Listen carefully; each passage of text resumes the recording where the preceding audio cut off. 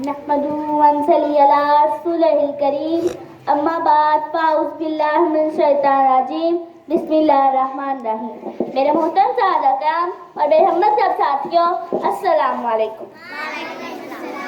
मेरी तकरीर का मौजू है कश्मीर बनेगा पाकिस्तान।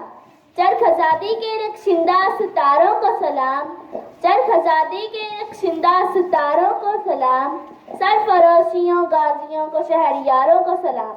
सदर मोहतरम, कश्मीर की 80% आबादी मुसलमान है, मगर इस पर हिंदू साम्राज्य हुकूमत कर रहा है। मुसलमान जिल्लत और रसवाई की जिंदगी बसर कर रहे हैं।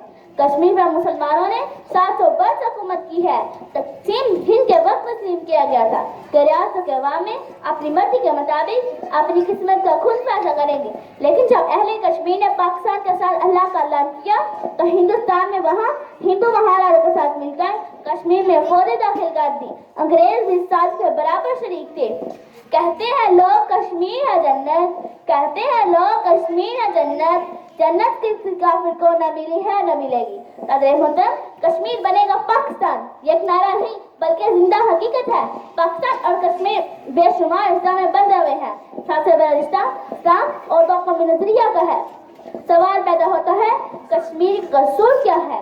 एक परिंदा भी कफन से आज़ादी चाहता है तो 1 करोड़ से ज्यादा कश्मीर के लिए आज़ादी क्यों नहीं? वहाँ आज़ादी के नाम पर जुबान करती है, पाकिस्तान के मोहब्बत के नाम पर फांसी मिलती है, सच बोलने पर कैदो बंदी की सजा मिलती है। नहाते कश्मीरियों को खाक और खून में हिला दिया जाता है। हर तरफ आग और खून की सैलाब रवा है। आज जरूरत है कि कश्मीर के मसाइल को हर बैन अवी प्लेटफॉर्म में उठाया जाए, उम्मत इस्लामिया को बेदार किया जाए।